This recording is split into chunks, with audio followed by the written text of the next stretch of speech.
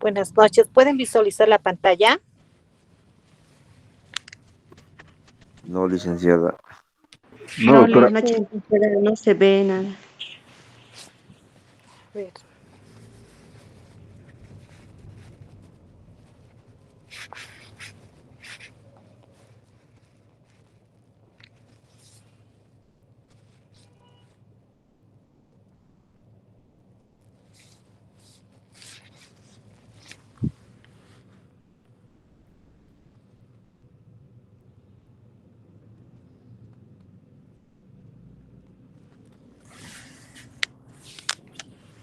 Ahora sí pueden visualizar. Sí, sí, licenciada. Sí, ahora sí se ve. Ya, Sí se ve, licenciada. ya. Bueno, vamos a continuar nuestro tema. Nos hemos quedado en bienes, ¿no?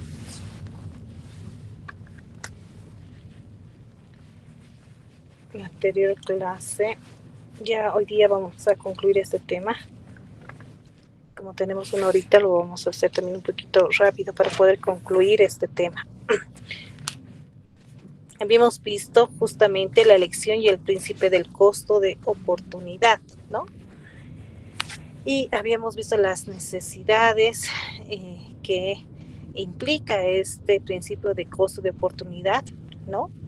Y habíamos visto esas necesidades fisiológicas de protección, sociales del yo y la autorrealización, ¿no? Ahora vamos a ver lo que son los bienes, ¿no? ¿Qué entendemos por los bienes? Que son los objetos materiales o inmateriales que por sus características tienen capacidad de satisfacer necesidades humanas, ¿no? Ahí nosotros nos satisfacemos nuestras necesidades con estos bienes, ¿no?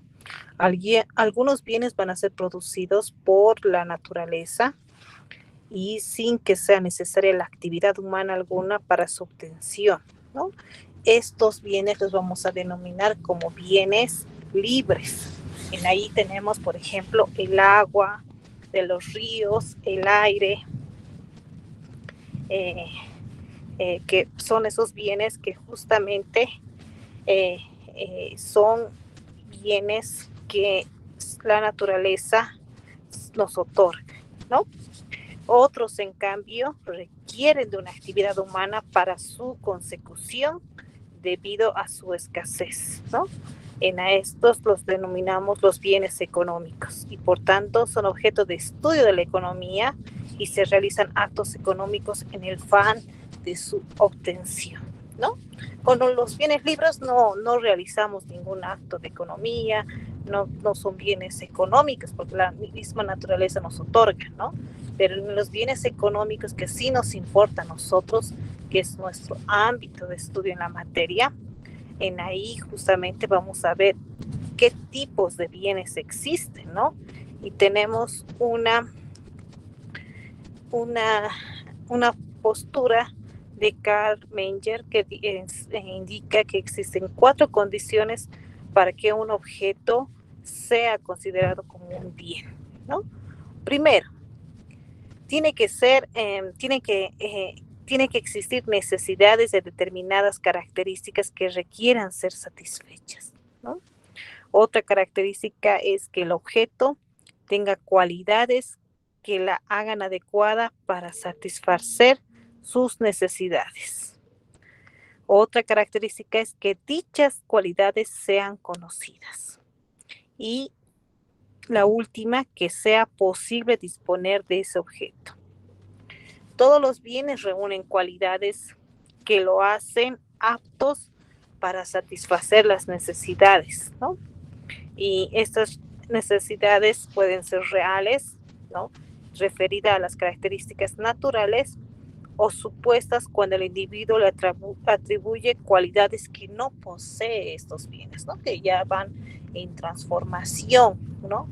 Por ejemplo, cuando hacen un mueble, ¿no? Si bien te da la naturaleza la materia prima para que tú la elabores, en ahí el carpintero usa esa materia prima, ¿no? Y ahí tiene casi ese bien, vamos a hablar que está viniendo de un bien natural, ¿no? Pero hay otros bienes que justamente por sus características requieren, ¿no? Van a requerir otras cualidades que no van a poseer y que el individuo va a atribuirlos, ¿no? De acuerdo a la función que cumplen, los bienes pueden calificarse en satisfacientes, duraderos y no duraderos, ¿no? Los bienes presatisfacientes son aquellos que no satisfacen necesidades finales, ¿no? Que sirven para producir otros bienes, ¿no? Insumos, materias primas, materias auxiliares, también se los denomina bienes indirectos o intermedios. A través de estos bienes presatisfacientes son los que no van a cumplir o van a satisfacer la necesidad de la persona, ¿no? Solamente es un insumo, es un material que después ya va a llegar a ser un bien satisfaciente, ¿no? Y en los bienes satisfacientes justamente son aquellos que van a satisfacer las necesidades finales, como ser los alimentos, vestidos, ¿no? También se los denomina bienes de consumo final, bienes directos o productos acabados, ¿no? En los alimentos, por ejemplo, el azúcar, ¿no? No directamente nosotros de la caña de azúcar, ¿no? Que sería el insumo para realizar el azúcar, necesita ser industrializado, estar en una producción y que se pueda ya ser el azúcar, ¿no? La que ya nos venden a consumo de las personas. Y en ahí ya estamos hablando de un bien final, ¿no? Que justamente va a ser un bien satisfaciente, ¿no? También tomando en cuenta su duración, los bienes pueden ser clasificados de la siguiente manera. Duraderos son aquellos cuyo consumo se le efectúa a largo plazo, ¿no? Estos bienes que van a satisfacer a largo plazo. Hemos visto que los bienes pueden ser materiales e inmateriales, ¿no? Hay en los bienes materiales, por ejemplo, si uno se compra un equipo de computación, ese va a ser un bien que es duradero, ¿no? Que su consumo se le efectúa a largo plazo, ¿no? Y también hay bienes que son no duraderos, ¿no? También denominados perecederos, que son aquellos que se deben consumir en un corto plazo o inmediatamente, ¿no? Esos bienes perecederos, ¿no? Que tienen una fecha de caducidad, o porque sabemos que esos bienes con el transcurso del tiempo o sea, ya no van a ser inservibles, ¿no? O sea, por ejemplo, te compras un enlatado, tiene una fecha de caducidad, ¿no? Y ahí estamos refiriéndonos a bienes perecederos, ¿no? Y bienes duraderos, ¿no? Ese es, por ejemplo, una pequeña ejemplificación de lo que es los bienes no duraderos, ¿no? Hay muchas maneras, muchas otras maneras de clasificar a los bienes, ¿no? Además de las ya mencionadas, también podemos clasificar en diferentes aspectos o a determinadas características para nuestros propósitos, ¿no? De lo que ya es la economía, que en forma predominante vamos a ver justamente en este punto, hablando más de los bienes que satisfacen necesidades finales y de aquellos cuyo consumo se realiza más o menos inmediatamente, ¿no? Aparte de los bienes, los hombres recurren a otro tipo de satisfactores de necesidades y los vamos a llamar servicios, ¿ya? Servicios, ¿no? Y en los servicios, justamente, estos servicios, como hemos visto, bienes, los servicios van a ser resultados del trabajo humano, ¿no? Que no se manifiestan bajo forma de objetos materiales o cosas tangibles, pero que igual que los bienes poseen la capacidad de satisfacer las necesidades.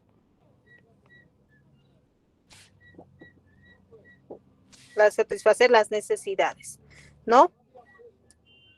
Y justamente esas van a satisfacer las necesidades humanas también de las personas con estos servicios, ¿no?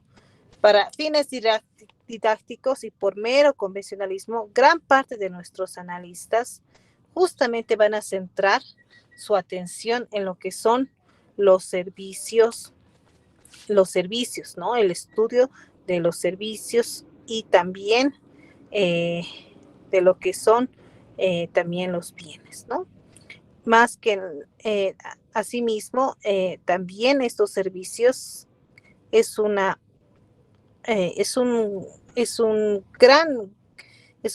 tiene una gran importancia también para el tema de la economía, ¿no? En estos servicios son de cosas que puedan prestar, ¿no? Por ejemplo, un servicio de energía eléctrica, un servicio de internet, ¿no? Son servicios, ¿no? Que justamente trata también el tema económico, ¿no? También esto en este problema económico y la forma del coste justamente del costo de oportunidad, vamos a ver también que una persona va a analizar cómo va a distribuir este ingreso limitado entre los distintos bienes que va a precisar para satisfacer sus múltiples necesidades, ¿no? Todos tenemos múltiples necesidades, ¿no? Como en grupos familiares, en todo aquello, tenemos necesidades, tenemos múltiples necesidades, ¿no? Pero, ¿por qué hablamos en algo particular? Es para que un poco comprendan mejor que el Estado piensa así también, ¿no? Que todos los estados, ¿no? Todos los países, el gobierno piensa que también la sociedad tiene múltiples necesidades, ¿no? Y justamente se ve en la necesidad, en la penosa situación a la de tener de elegir, tener más de una cosa, significar y abandonar otras, ¿no? O renunciar la posibilidad de seguir teniendo las otras cosas en las mismas cantidades, ¿no? Y esa es una decisión. Sería mucho más fácil si la persona tuviera altos niveles de ingreso, ¿no? Por ejemplo, las personas que tienen bastante nivel de ingreso, tienen altos niveles de ingreso, obviamente que para ellos en cualquier momento pueden hacer esa situación, ¿no? Esa situación de que pueden costearse todos los bienes que va a necesitar, ¿no? Justamente va a ser así, de esa manera.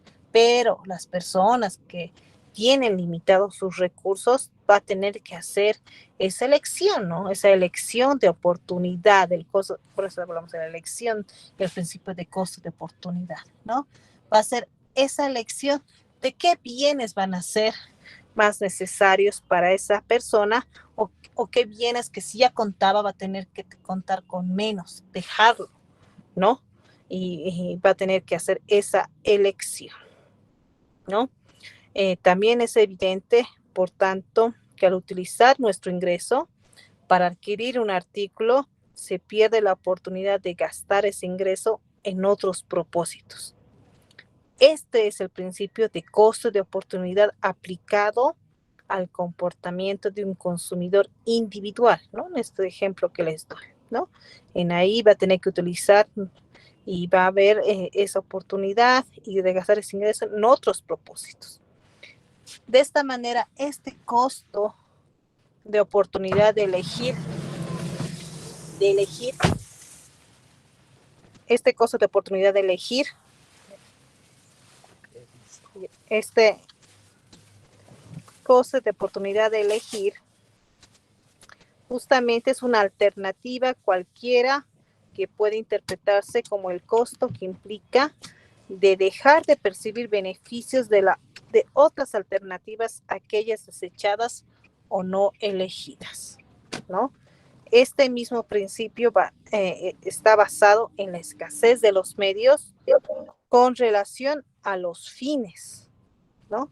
Puede aplicarse a toda la sociedad, ¿no? Pues la elección de producir una cosa elimina la oportunidad de producir otra. Dicho que los recursos productivos son limitados, de todos los miembros de la sociedad querrían que se produzcan, ¿no? Todos tenemos necesidades, quisiéramos que se produzcan diferentes bienes, ¿no? Pero en este principio basado en la escasez de los medios con relación a los fines, ¿no? Justamente tiene que verse una elección de producir una cosa y eliminar otras, ¿no? Otras de oportunidad de producir. Esto es a causa de la escasez. Toda sociedad, por muy primitiva o desarrollada que sea, enfrenta permanentemente el problema de tener que elegir qué bienes y servicios producir y en qué cantidades, ¿no? Cómo producir dichos bienes y servicios y cómo distribuirlos en todos los miembros de la sociedad. No obstante, adoptar estas decisiones implica incurrir en costos de oportunidad, ¿no? Y a escoger cuál va a ser importante y cuál no, ¿no?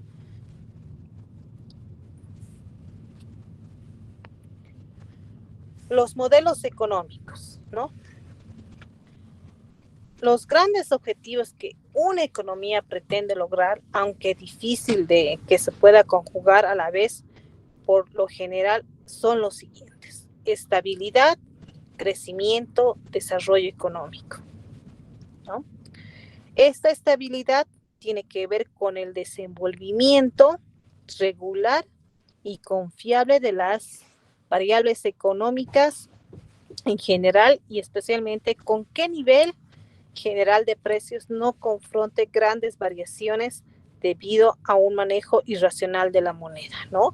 Siempre busca un modelo económico la estabilidad, ¿no? De un país económicamente, ¿no?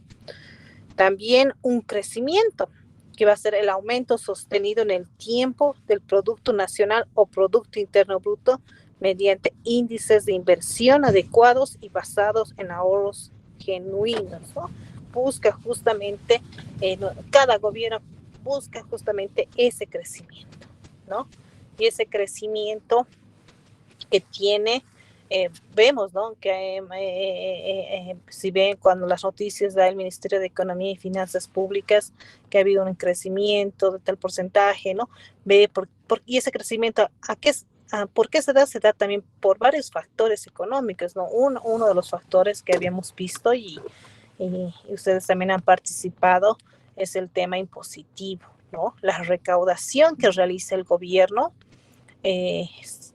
central, los gobiernos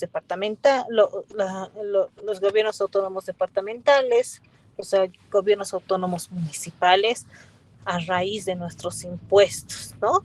A raíz de las importaciones, el pago de impuestos, de tributar, ¿no? Eso es lo que genera la economía también de un país, ¿no? Y buscamos ese crecimiento, ¿no? Porque a partir también de todo lo que se viene dando, ¿no? Inclusive en préstamos, en el tema de los préstamos bancarios, ¿no? Las cajas de ahorros y han sacado justamente, he leído recién del Ministerio de Economía y Finanzas, que ya hay, no sé, hasta este trimestre, un cuatrimestre, ha habido bastante depósitos de ahorros, ¿no? De PFs y también en las cuentas de ahorro, ¿no? Que ha habido bastante depósito. ¿Y eso qué significa? Que las personas están ahorrando, y ustedes saben que ese ahorro que hacen en DPFs va distribuido a los préstamos que también da las entidades financieras, ¿no? Su movimiento económico que se realiza, ¿no? Mejor la distribución del ingreso nacional referido a la disminución de las desigualdades en la distribución del ingreso entre los otros componentes de la sociedad, así como el mejoramiento de capacidad adquisitiva de los salarios, ¿no? Y hemos visto que justamente, y que es un tema económico también, ¿no? El tema del decreto del incremento salarial que ha salido en mayo, ¿no? Y justamente el decreto ya ha establecido que el salario mínimo nacional va a ser 2.250, a diferencia de la pasada gestión, ¿no? Que ha habido un incremento del 4%. El año pasado era 2.164 bolivianos nuestro salario mínimo nacional, ¿no? Y eso también influye en un tema económico, ¿no? Y vemos, y todo lo que se ha incrementado es ¿por qué? Porque ha habido un crecimiento económico en nuestro país, ¿no?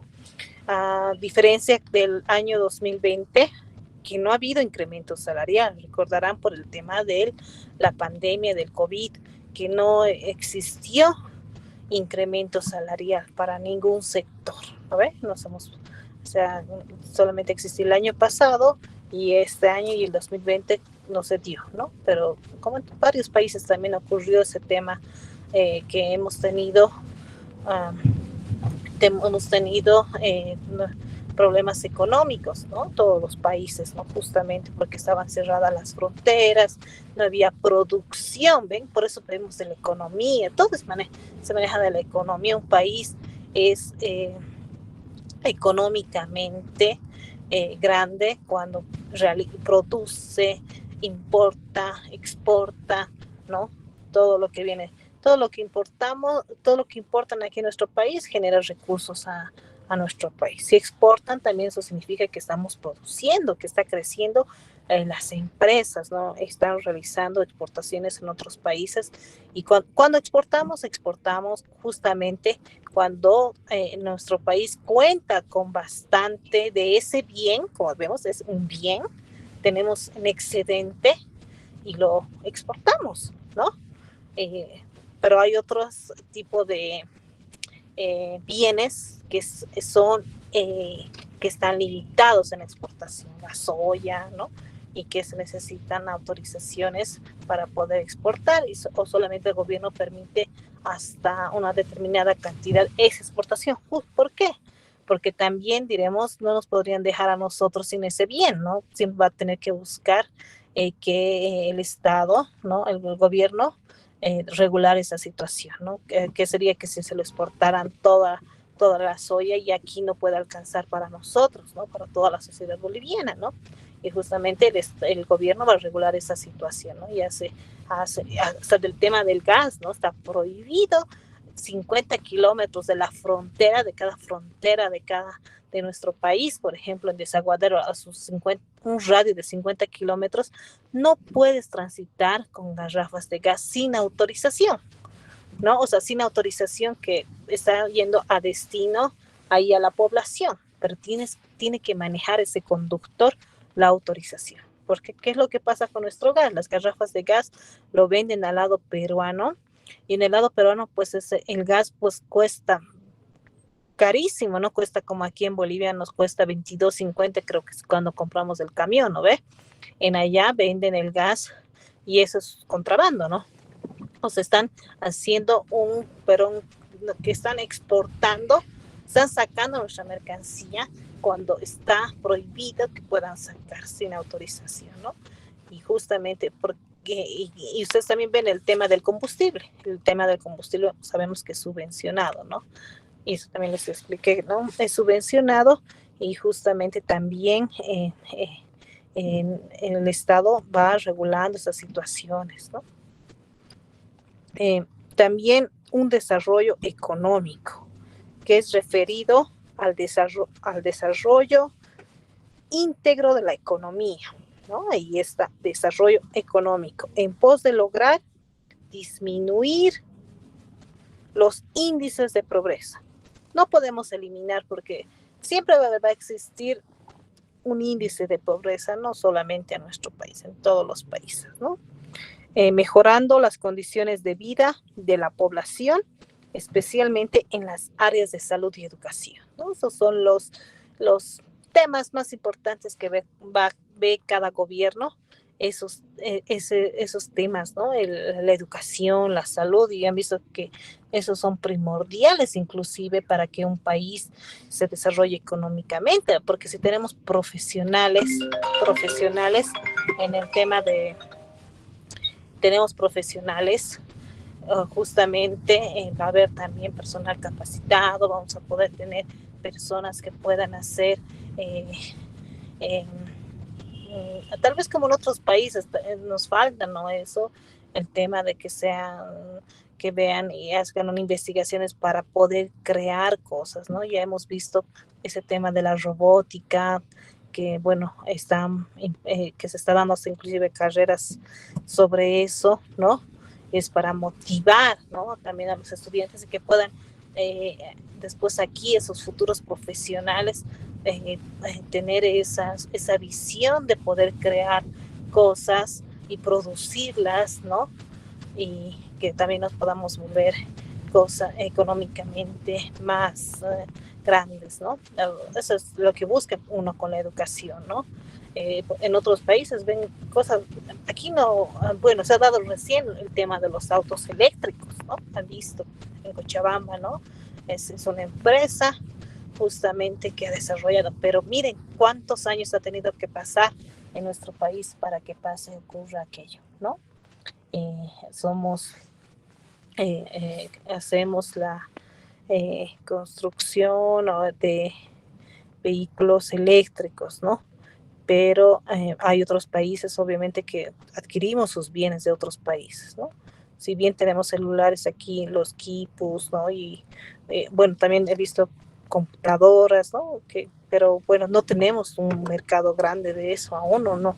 Para poder exportar como lo hace las empresas grandes, ¿no? Que están en otros países como Samsung, HP, ¿no? Que nosotros compramos esos bienes, hasta nosotros mismos, a ver si van a la Justus, no van a ver, diremos, tal vez las computadoras que fabrica el Estado, ¿no?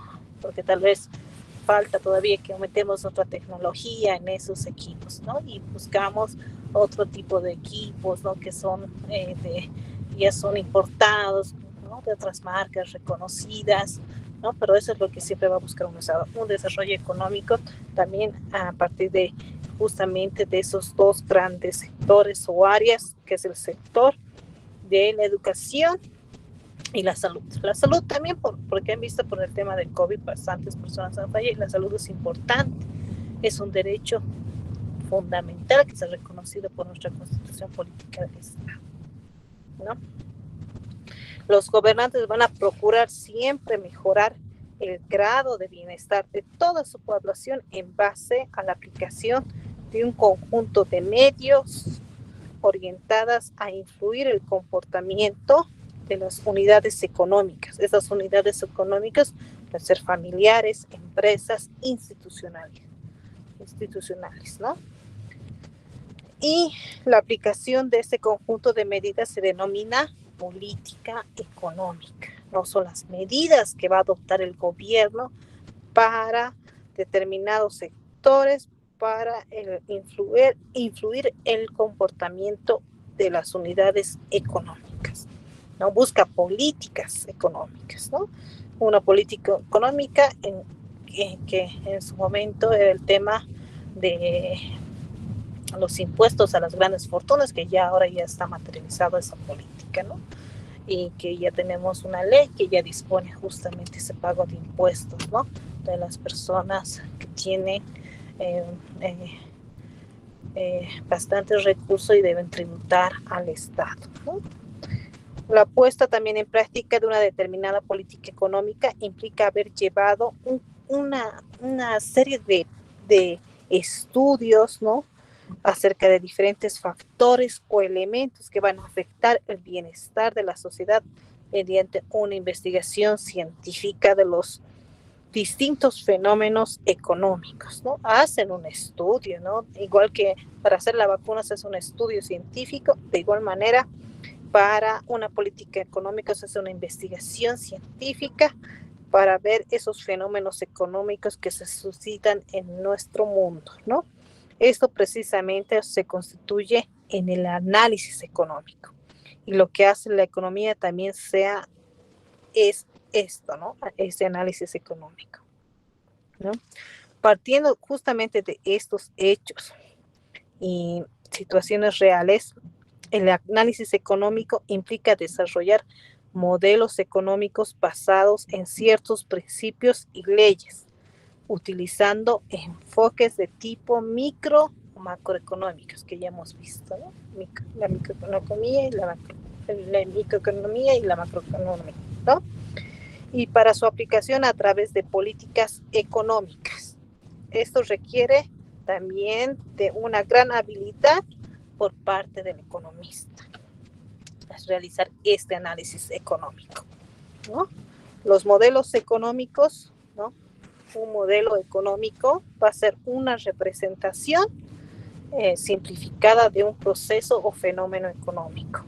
Un modelo económico no es otra cosa que un conjunto de supuestos en relación a ciertas características de una realidad económica. Es una representación simplificada de la realidad en base a comportamientos usuales y deducciones lógicas, ¿no? Y con el propósito de fijar su atención en los puntos más esenciales, ¿no? Estos modelos económicos son esquemas analíticos de la realidad, ¿no? Y que van a ser expresados en lenguaje verbal o matemático, ¿no? Sobre este último punto hay que hacer una aclaración, es muy importante. Si bien en muchos modelos económicos que existe la etapa de razonamiento, puede hacerse también más dirigible con la ayuda de las matemáticas, ¿no? No significa que estas sean determinantes en la formulación o en la interpretación de los modelos, ¿no? Van a constituir una herramienta auxiliar, pero que no añaden nada nuevo al modelo, ¿no? A pesar de esa expresión de hechos reales, un modelo es y debería ser siempre irreal, ya que deja fuera a lo que se considera como simples parámetros, ¿no?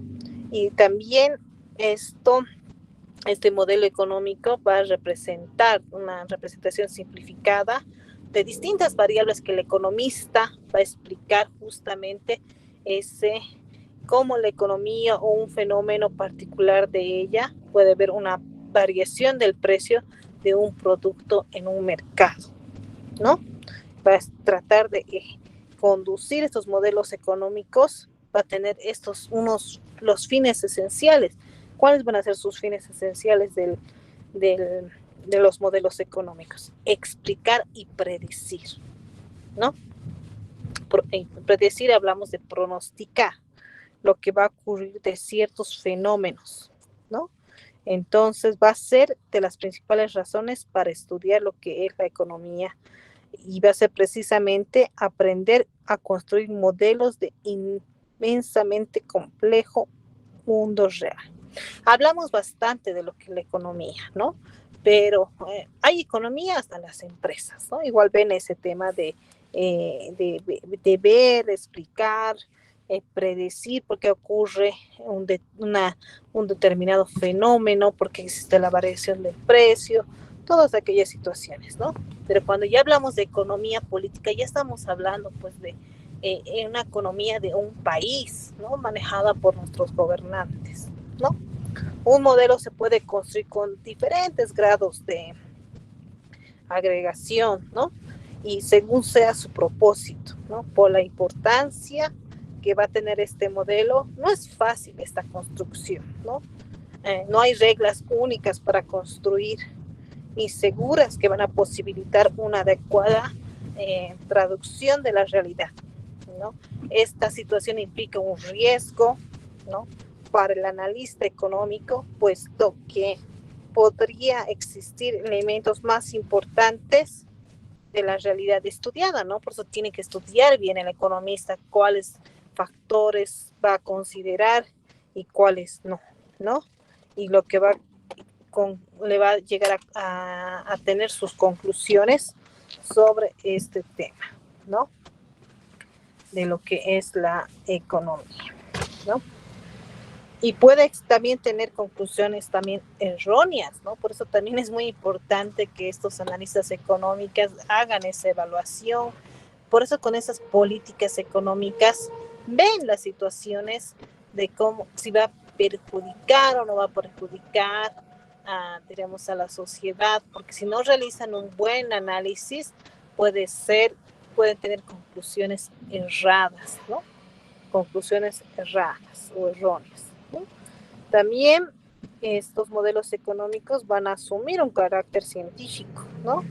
Va a ser posible construir modelos económicos que permitan comprender de manera adecuada la naturaleza y características de determinados problemas económicos que requieren ser investigados. Va a tener mucho interés también la formulación de modelos que se definan la forma, cómo van a utilizarlos, el factor tiempo, ¿no? Y van a existir modelos estáticos, modelos dinámicos, ¿no? Los modelos estáticos, por ejemplo, se van a ocupar de situaciones en que el factor tiempo aparece como variable implícita. En cambio, los modelos dinámicos justamente van a ser, como dice su nombre, ¿no? Que van a ir en constante movimiento, ¿no?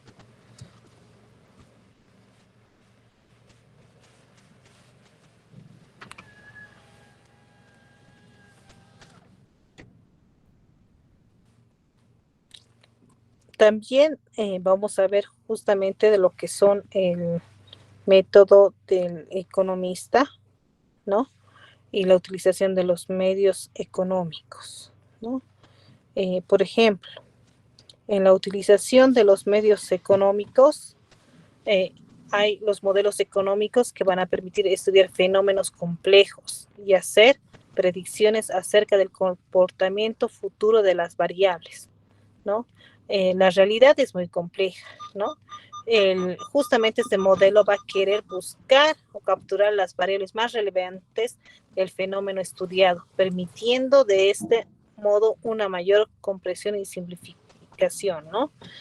Justamente para buscar y utilizar modelos económicos, van a estudiar los economistas el fenómeno y buscar cuáles son las variables involucradas en este fenómeno, por qué puede darse por qué ya no existe, diremos, el consumo de ese bien, ¿no? Y van a ir analizando, ¿no? Por ejemplo, de las fábricas, empresas estatales que tiene nuestro estado, ¿no? Y ver ahí si realmente son empresas que son rentables, ¿no? Y que están viendo esas variables, ¿no? Estudiando, y justamente hemos visto, y en ese tema económico ven si esas empresas puedan ser productivas o no, y van a ir a buscar y estudiar justamente su comportamiento y cómo puede ser el futuro, si pueden aplicar otras políticas o medidas, ¿no? el método de la economía política, ¿no? El método es el conjunto, vamos a decir, el método es el modo, el conjunto razonable de obrar y proceder para llegar al conocimiento, ¿no?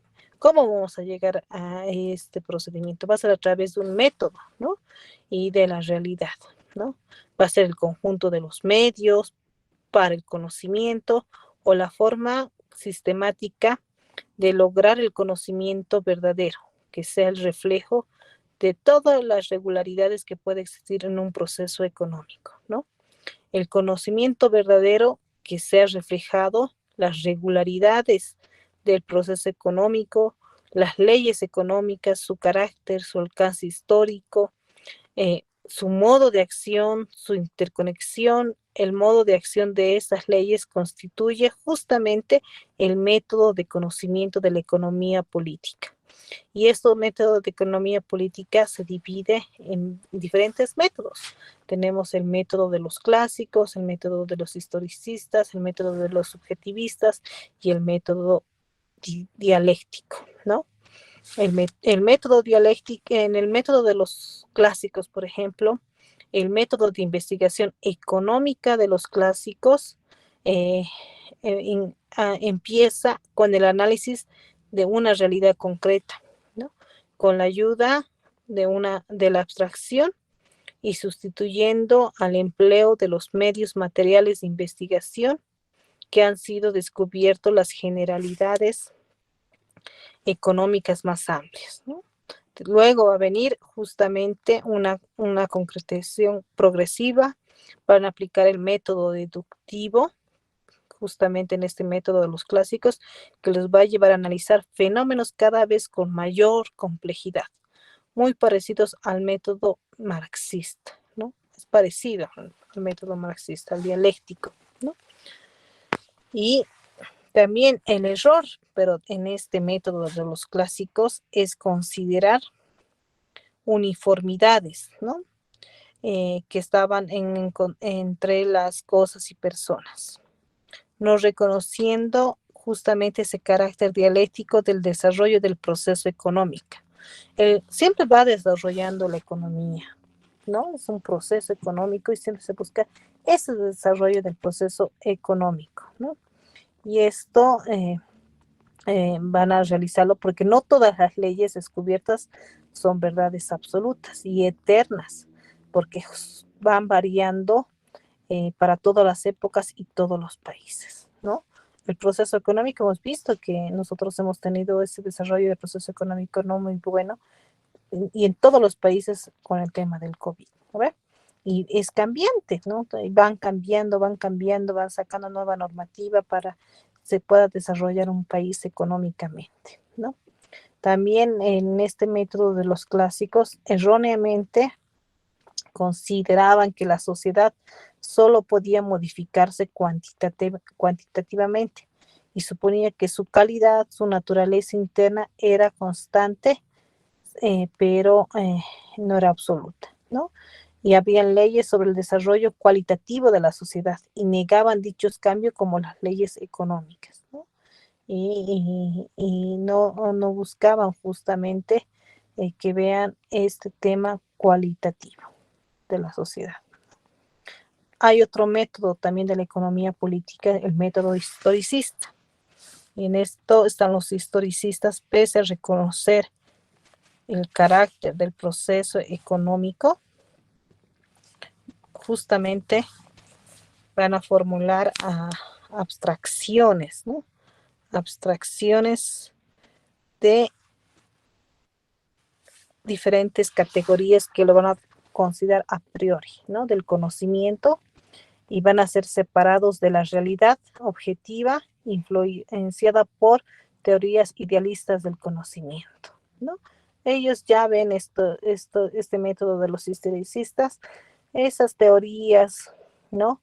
Que han sido desarrolladas por principales representantes, ¿no? Que ha existido de la economía, como teníamos a Max Weber, a Werner Bar, ¿no? Que han sido principales representantes que justamente tocan esta corriente y justamente distinguen que la historia económica se distingue por el espíritu que sostiene cada época,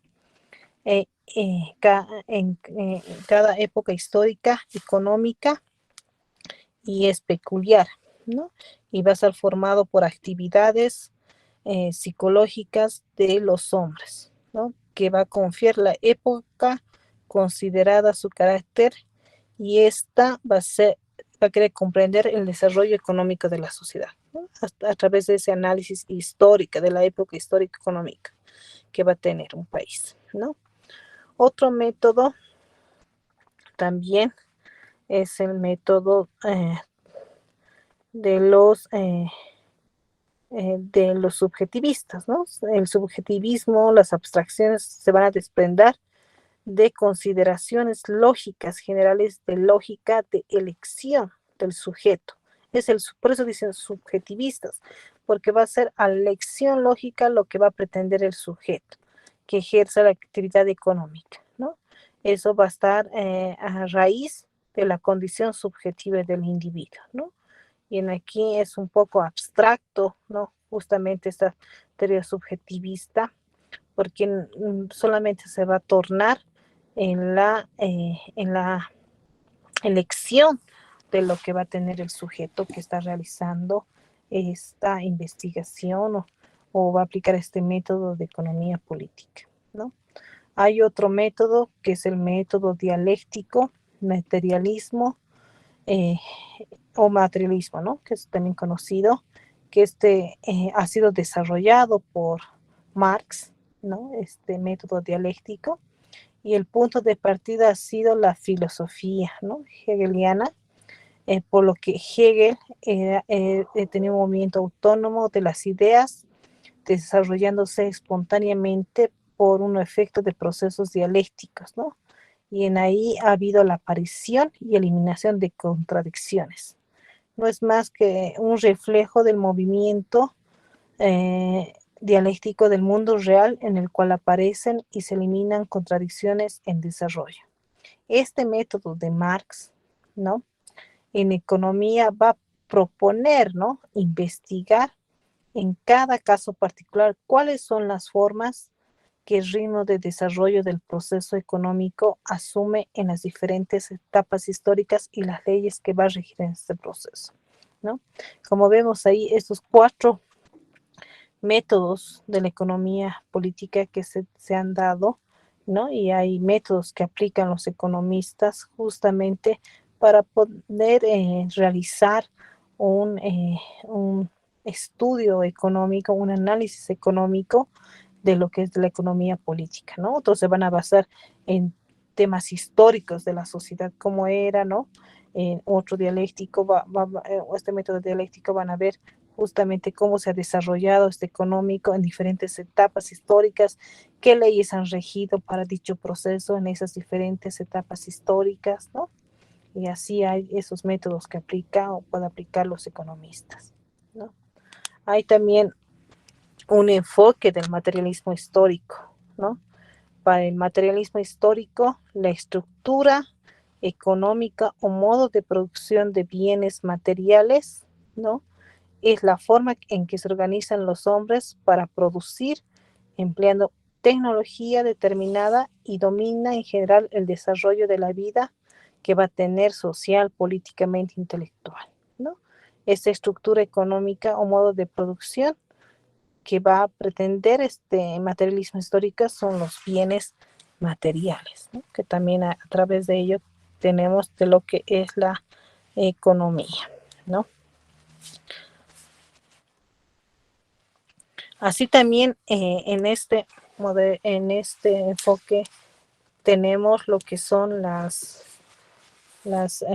tiene sus elementos, ¿no? Que son fuerzas productivas, ¿no? También las relaciones sociales de producción, y también la superestructura, ¿no? Los elementos de este enfoque histórico, ¿no? Tiene que ver las fuerzas productivas, cómo van a ser las relaciones sociales de producción y la superestructura, ¿no? Y bueno, con esto concluimos este tema. Sí, ha sido muy amplio justamente ver el tema de lo que es los modelos económicos, el costo de producción, ¿no? El problema económico, ¿no? Hemos visto el problema de la escasez, que todo se da en el tema económico, ¿no? Y que justamente hay diferentes métodos que utilizan los economistas para ver un estudio de la economía política en un país, ¿no? Tiene que existir también en esas relaciones, por ejemplo, de producción que van a realizar las personas, los trabajadores, los dueños, siempre van a ver esas relaciones sociales, ¿no? Propiedad sobre los medios de producción, división del trabajo, acumulación de riqueza, ¿no? Cuando hablamos de superestructura, será la expresión de cómo va a ser la estructura económica dominante, ¿no? Cómo ser el Estado, el derecho, ¿no? En ahí que tiene esas estructuras jurídico-políticas, porque el Estado también, esta organización que es jurídica de una sociedad, es bajo un poder de dominación, ¿no? Que se ejerce en determinado territorio, ¿no? Ahí tenemos una definición de Estado, ¿no? Y para el marxismo, este Estado es el instrumento político por excelencia y también de las clases sociales en el poder, ¿no? Va a ser la materialización de la acción social, leyes e ideología de la clase social dominante, ¿no? Y también va a haber el derecho en esta estructura jurídica política, ¿no?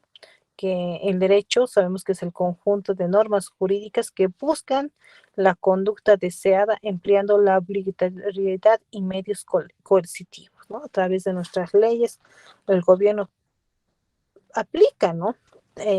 Los temas económicos justamente para que, de acuerdo al modelo económico y de acuerdo al análisis económico, para que vaya creciendo y desarrollándose económica nuestro país, ¿no? En ahí vemos leyes netamente económicas, ¿no? Ahí los temas impositivos que ustedes han visto, que hay leyes que contamos, ¿no? Porque también por el principio de legalidad todo tiene que estar establecido en la ley, ¿no? Para que pueda tener una fuerza coercitiva y pueda obligar a las personas a cumplir esta ley, ¿no? Para que pagamos nuestros impuestos, hay la ley que nos establece eso, ¿no? Ahí está la ley 843, ¿no? Que justamente están ahí los diferentes impuestos y la 843 tiene sus decretos reglamentarios, ¿no? Para cada impuesto que se cuenta, ¿no? También tiene que ver una estructura ideológica, ¿no? Que las ideas, representaciones que le van a dar el sentido que hacer y qué hacer de una formación social. Va a ser mantener, reforzar la vigencia de un orden socioeconómicamente determinado en la sociedad, ¿no? Con esto concluimos este tema. Les voy a pasar las diapositivas ya en la plataforma. Ya hemos concluido. Es bastante amplio este tema. Y ya vamos a empezar ya con, es como hubiéramos avanzado 4 temas con este. Vamos a ver la próxima clase ya empezar con el segundo tema, ¿no? Y vamos a empezar a las 6 de la tarde la próxima semana para que ya podamos ir más avanzando con los temas que tenemos en nuestro programa, ¿ya? Bueno, me despido. Ya tienen, creo que es otro horario de clases y podemos el día martes, por favor, a las 6 de la tarde, por favor. Hasta el día martes. Licenciada,